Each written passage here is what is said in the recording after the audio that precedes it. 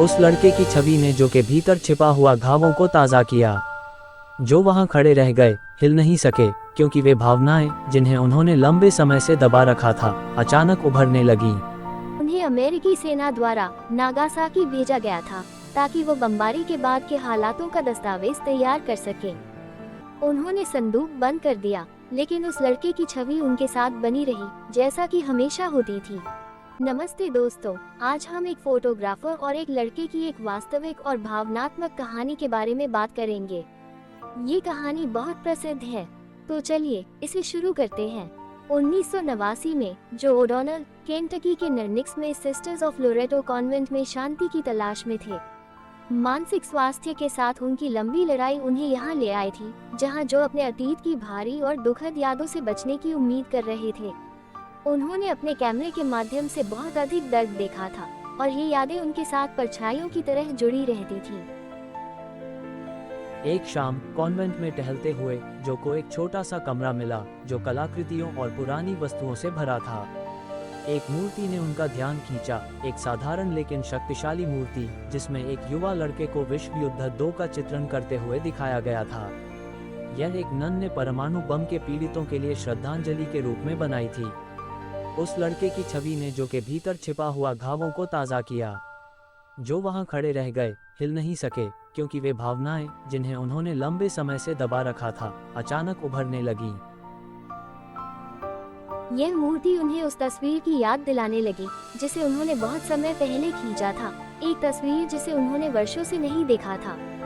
जो जल्दी से उस कमरे की ओर लौटे जहां उनका पुराना संदूक रखा हुआ था, वो पुराना संदूक जो वर्षों से उनके साथ था। उस संदूक के भीतर उनके अतीत की यादें थी, पुराने फिल्म रोल, धुंधले पत्र और वो तस्वीरें जो उन्होंने अपने करियर के दौरान खींची थी। उनके हाथ काम रहे थे जब वो तस्वीरों के बीच खोज रहे थे, और फिर उन्हें वो तस्वीर मिली, वो तस्वीर जिसमें लड़का शमशान के पास खड़ा था। तस्वीर में एक छोटा लड़का दिखाया गया था जो 10 साल का भी नहीं था। वह स्थिर और बिना किसी भावुक के खड़ा था।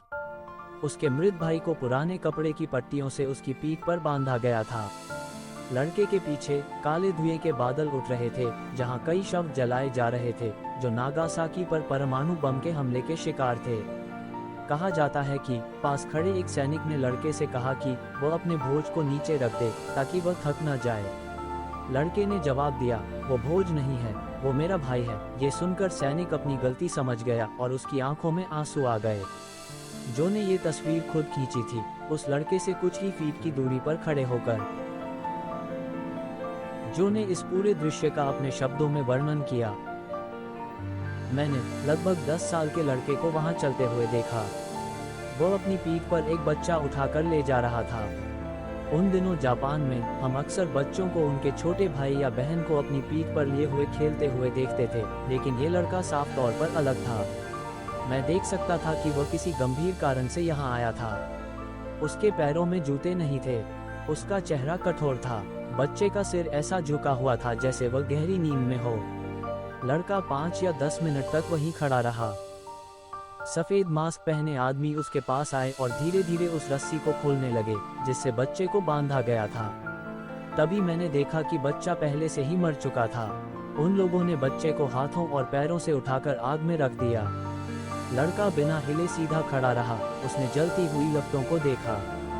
वो अपने निचले होंठ को इतनी जोर से काट रहा था कि उसमें से खून चमक रहा था। आग धीमी हो गई जैसे सूर्यास्त हो रहा हो।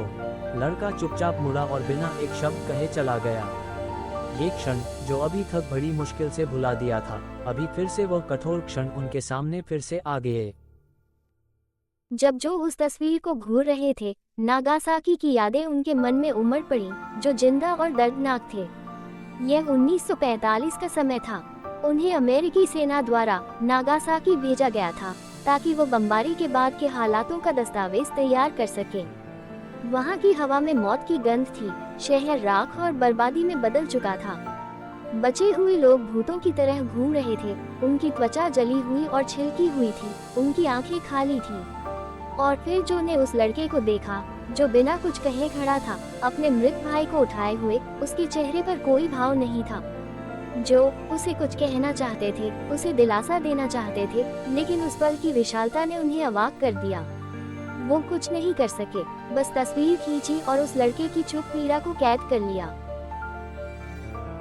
केंटकी के उस शांत कमरे में बैठे, जो कि आंखों में आंसू भर आए। उन्होंने बहुत कुछ देखा था। नागासाकी ने उनके भीतर कुछ तोड़ दिया था, और हालांकि दशकों बीत चुके थे, उनके जख्म कभी नहीं भर पाए। ऐसे समय में जो की पत्नी ने उनको सहारा दिया और उनके सबसे अंधेरे दिनों में उनकी ताकत बनी रही थी। जब वह जापान से लौटे थे, तब उनकी पत्नी ही उनके साथ थी। जो ने अपनी पत्नी को उस लड़के के बारे में बताया था, कैसे वह एक पल उन्हें हमेशा के लिए परेशान करता रहा था, बाकी किसी भी चीज से ज्यादा।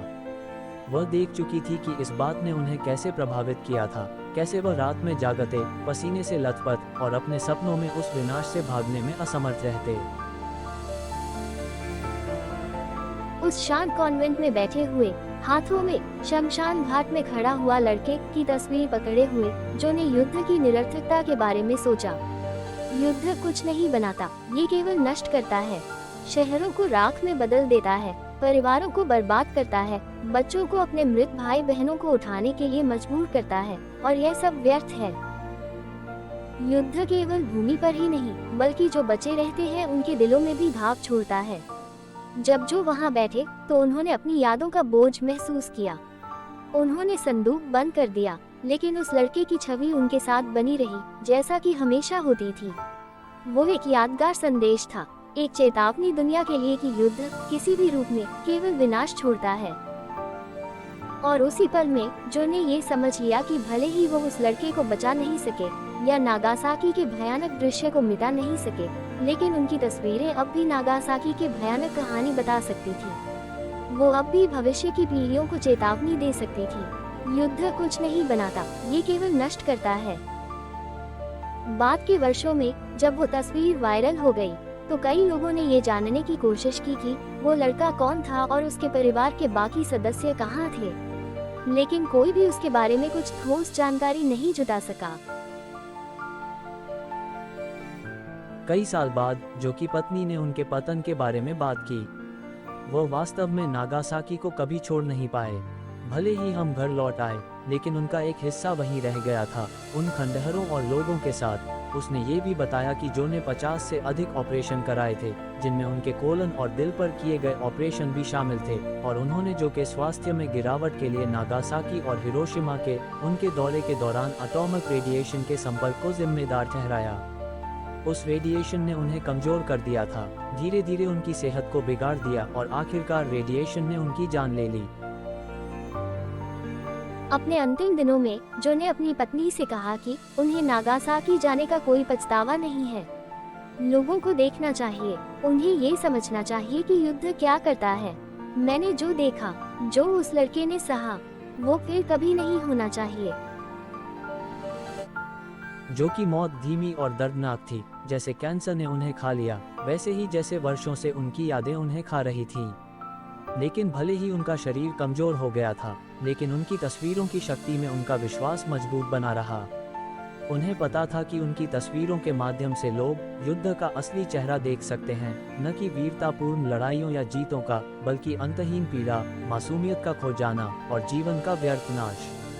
ये कहानी है जो पेशे से एक फोटोग्राफर थे, और उस लड़के की कहानी जिसे नागासाकी का खड़ा लड़का कहा जाता है। अगर आपको जो और उस मासूम लड़के की कहानी अच्छी लगी, तो हमारे चैनल को सब्सक्राइब करके इस वीडियो को लाइक शेयर करो।